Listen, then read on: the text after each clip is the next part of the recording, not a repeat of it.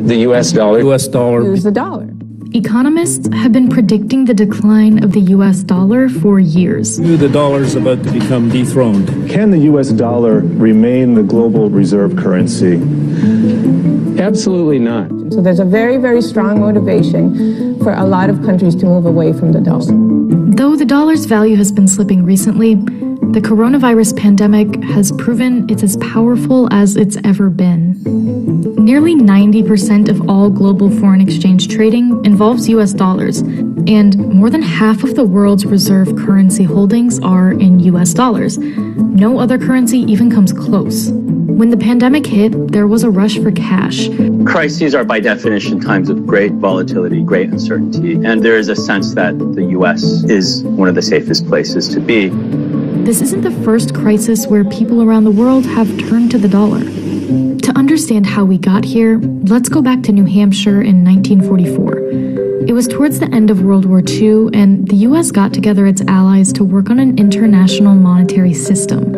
More than 700 representatives decided to make the US dollar the world's official reserve currency. And this basically cemented the dollar as kind of the central global currency from that point forward.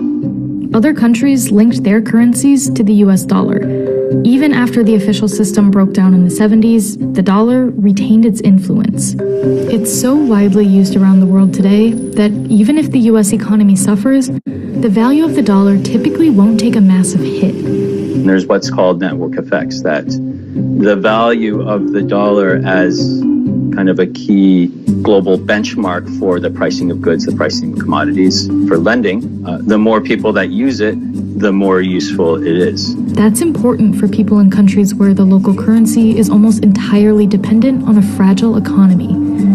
Take Lebanon. The value of its local currency has plummeted in recent years along with its economy. Now, US dollars are in such high demand, it's almost impossible to get them from ATMs, which has created a black market for the American currency.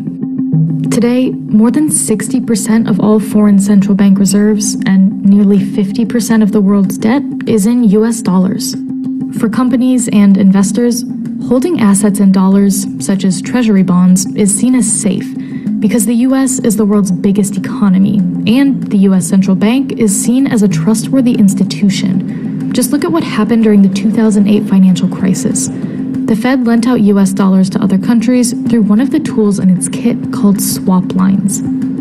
Essentially, the Fed gives another country's central bank, say Japan, a loan in US dollars. The Japanese central bank gives the US some yen in exchange. When the loan period's over, the two countries swap their currencies back and the US collects some interest. By April, the Fed had lent nearly $500 billion to central banks around the world. That number's come back down, but at its peak, the Fed's most recent currency swaps almost rivaled those of the Great Recession. The dollar's dominance gives the US a lot of political power, like through sanctions. Since everybody uses dollars, the US can apply pressure on companies or banks from working with anyone who's a sanctioned entity, like a company from Iran or Russia. With great power comes great responsibility. If you overly abuse the privilege of holding, the dominant global currency, eventually the world will have to find alternatives. And there is some evidence that the world is trying to look for alternatives. One threat to the dollar's dominance is China.